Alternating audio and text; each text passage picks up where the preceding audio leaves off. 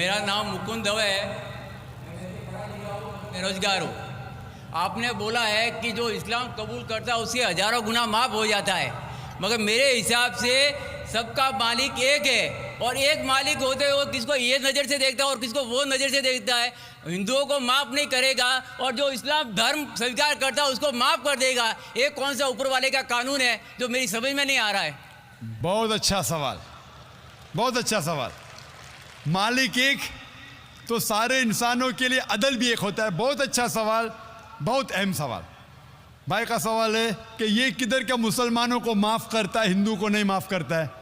मैंने आपसे कहा कि जो इंसान नाम का मुसलमान है, उसका नाम मोहम्मद अब्दुल्ला जाकिर है, तो वो काफ़ी नहीं जन्नत में जाने के लिए। मुस्लिम का मतलब वो इंसान जो अमन हासिल करता है अपनी ख्वाहिश, अपनी मर्ज़ी से खुदा के अहकामात पे अमल करने के